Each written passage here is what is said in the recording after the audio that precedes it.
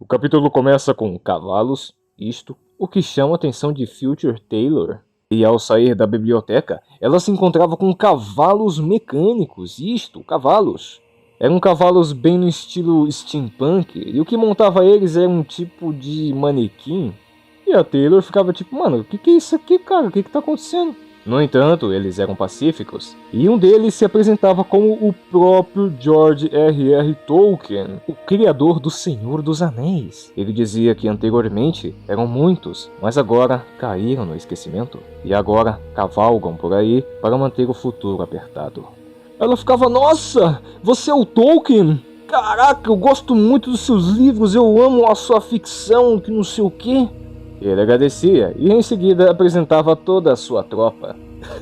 Aí a Taylor pergunta, nossa, bacana cara, bacana, mas aí, vocês querem alguma coisa pra comer? E o Tolkien responde, porra nenhuma, já estamos de saída. Você quer alguma coisa? Quer uma água? Porra nenhuma, obrigado. Aí a Taylor falava, pô, real, vocês já estão indo? E o Tolkien responde, claro né, fazer o quê?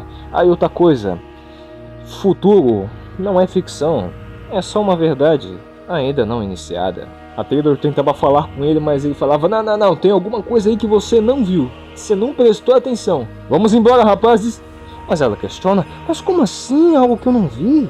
Eu vi ninhos de infectados, solicitei varreduras. E o Tolkien lhe responde, é verdade? Mas e se tiver um duplo cruzado? E não dava outra, eles iam embora. O que se revelou ser apenas um sonho, infelizmente. E este é o início do nosso capítulo Tigre Tigre.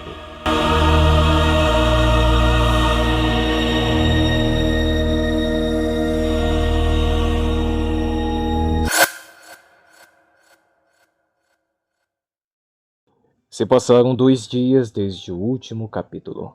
E Taylor escrevia em seu diário o sonho que acabara de ter, com cavalos mecânicos e o grandioso Tolkien. Ela dizia que esse medo e preocupação pode ser porque ela lê demais. Talvez esteja pensando muito. E nos conta que lê um livro antes de dormir, chamado Tigre Tigre. É sobre um povo ser deixado isolado. Ele odeia tanto os poderes atuais por fugir e se vinga. Será que isso é uma possibilidade real? Enquanto prosseguiam, Cautions dizia não ver nenhuma pilha de ossos, pois havia pensado que no auge da infecção muitas pessoas fugiram para as colinas. Ela dizia que talvez seja porque tudo aconteceu rápido demais. É possível que as pessoas não tivessem pensado em vir para as colinas, ou talvez já haviam infectados por aqui. No entanto, Taylor dizia que se não acharem nada ali, aquilo lhe abalaria, porque ela achou vários ninhos, a fita de rorro. Não é possível que não tenha nada ali. Nossa, que coincidência! Tinha sim alguma coisa. E eles ficavam pensando, tipo, não, deve ter sido algum povo que fez isso daqui. E o Keller dizia, cara, e se a gente entrar e dar uma olhada? Na minha humilde opinião, eu acho que seria uma ótima ideia você entrar num lugar totalmente bizarro, desconhecido e estranho no meio do nada, sem aviso prévio, pô, acho que vai dar bom, hein?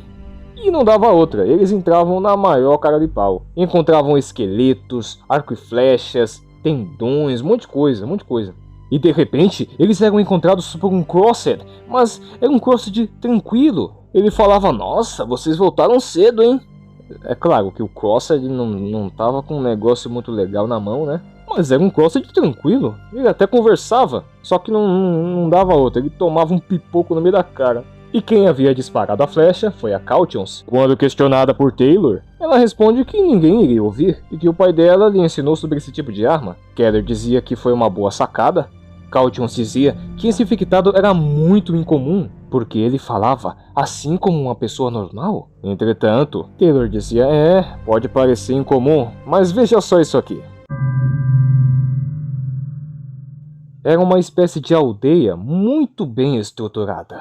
E eles ficavam tipo, não, isso aqui tá errado, não faz sentido. A gente tem que investigar esse lugar. E é exatamente isso que eles faziam. Eles entravam em uma tenda e encontravam vários Crossed dormindo. E claro, abatiam eles de forma silenciosa. Entretanto, um infectado acordava e presenciava um de seus semelhantes mortos. E ele ficava doido, meu Deus, tô atirando, invasores! Mas ele era abatido assim como os demais.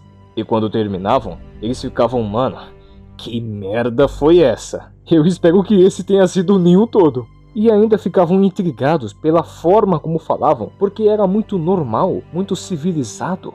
Em seguida, Caution questiona: será que foi uma família que fez isso daqui? Mas Keller responde: não, eu não vi como família não. Em seguida, após o Keller pontuar que todos ali eram velhos, ele sugeria que explorassem mais daquele lugar. Meu Deus, mano, que povo burro! Ao invés de eles saírem, buscarem reforços e tudo mais, não, eles preferem ficar explorando. Enfim, eles entravam no lugar, não encontravam merda nenhuma e continuavam explorando. Era como se fosse um passeio turístico. Nossa, olha a construção dessas casas, olha a decoração, meu Deus, que incomum! E aí eles entravam numa espécie de igreja, muito bem organizado, com assentos, um altar, e encontravam um monte de coisa, TV de tubo, rádio, pinturas, um monte de coisa. E ela via que era o tal do Phil, o homem da fotografia. E eles, ao invés de pegarem tudo e dar o fora dali o mais rápido possível, não, eles ficam bisoiando.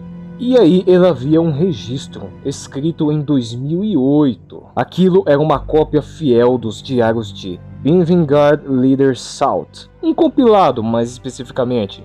O diário começa assim: 27 de julho de 2008, o início da infecção. Hoje foi diferente do comum.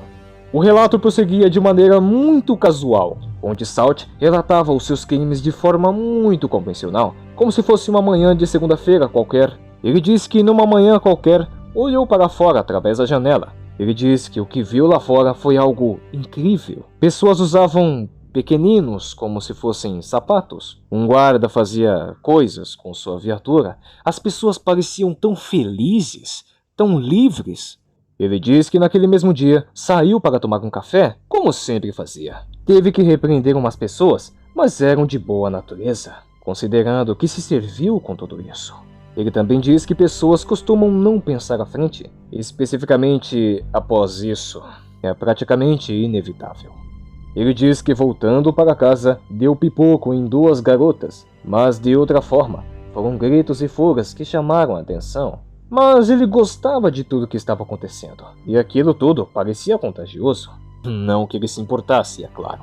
Ele relatava que voltando ao seu prédio, viu seus vizinhos, um jovem casal, que se desfaziam do seu filho, mas pareciam muito felizes. E para ele, puxa vida, que coisa boa, né?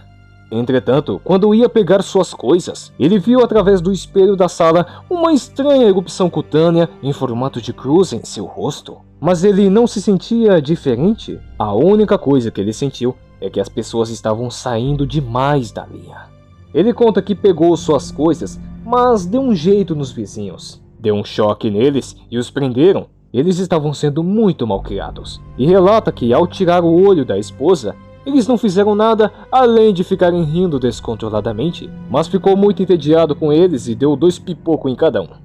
E depois disso, voltou para casa e assistiu televisão. Todos os canais estavam fora do ar, exceto um, onde passava um programa onde os Crossed faziam coisas, né? Isso parou quando a energia caiu. Daí ele pegou uns aperitivos e acendeu velas. E então viu que deveria levar aquilo mais a sério.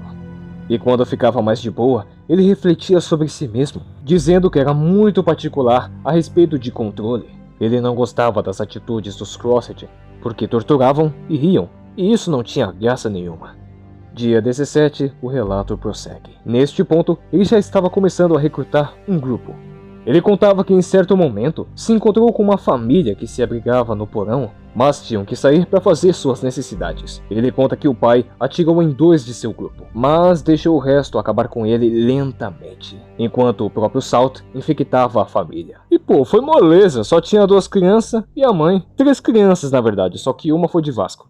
Ele contava que dominá-los foi muito tranquilo, afinal eles eram estúpidos, e concluía que a estupidez nos Crossed era um grande problema, pois metade deles morreriam de um jeito ou de outro. Realisticamente falando, não seriam capazes de sustentar este paraíso. Controle. Até ratos poderiam ser condicionados a isso. Ele poderia fazer isso com os Crossed, mas a longo prazo teria um problema de procriação. Qualquer bebê mandam para dentro, então teria que considerar isso. Então, para uma colônia a longo prazo, eles precisam se isolar. Que tal as montanhas Apalaches? Talvez funcione. 15 de maio de 2009. Ele contava que estava dando certo, possuem prisioneiros isolados, assim seu grupo de estudo não sabe onde os mantém. Ele conta que achou roupas protetoras em usinas nucleares e deu para os seus não infectados. E quando uma Crossed de seu grupo deu à luz, imediatamente retirou seu bebê e deu para os seus não infectados cuidarem dele. E ele estava sendo muito bem cuidado. Ele contava que sua colônia estava indo até que bem e que se ele seguisse com esse plano, talvez em 20 anos teria uma dúzia de discípulos. 4 de março de 2029. Ele conta que um dos seus foi de Vasco depois de ter copulado compulsivamente. Mas ele havia conseguido criar alguns Crosseds conscientes. Entretanto, eles eram a minoria. Ele ficava se perguntando se isso daria certo. Ele contava que um deles era muito esperto para alguém de 19 anos. Isso era um baita de um avanço, apesar de tudo. Talvez funcionasse porque esses Crosseds conscientes eram muito fiéis a ele. Então ele teria alguns discípulos que assumiriam o seu lugar. Talvez isso aconteça quando o rumo populacional entre eles, os cara limpa, vier. Claro, se vierem.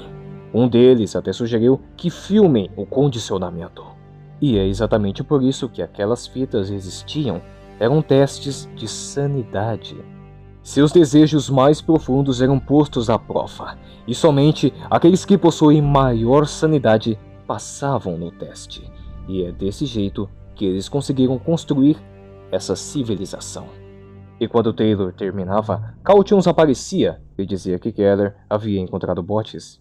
Aí ela falava, tranquilo, beleza, vamos nessa. Ela escolhia se abster dessas informações, por enquanto. Quando questionada sobre haver mais infectados, ela dizia que provavelmente tinha muitos e que este abrigo talvez seria mais antigo que o deles. Ela dizia que esses infectados não eram comuns, eles tinham aprendido. É como se tudo que eles soubessem sobre os infectados estivesse errado.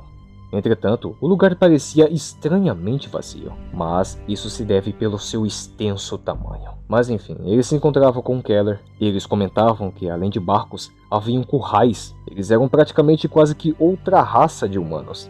Então eles resolvem explorar uma última vez e viam que eles tinham uma espécie de fazenda. Era exatamente o mesmo sistema que eles tinham na cidade deles.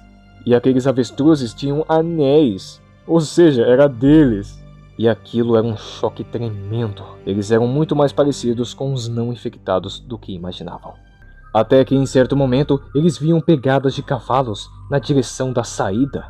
Taylor contava que na noite passada sonhou com 6 homens montados em cavalos. Será que isso seria um sinal? Possivelmente. E o Keller dizia, meu Deus, será que é isso que eu tô pensando? E então eles corriam desesperadamente. Era muito possível que os Crossed haviam encontrado a localização da cidade em que eles estavam. E será que tinham mesmo? Você vai descobrir no próximo capítulo.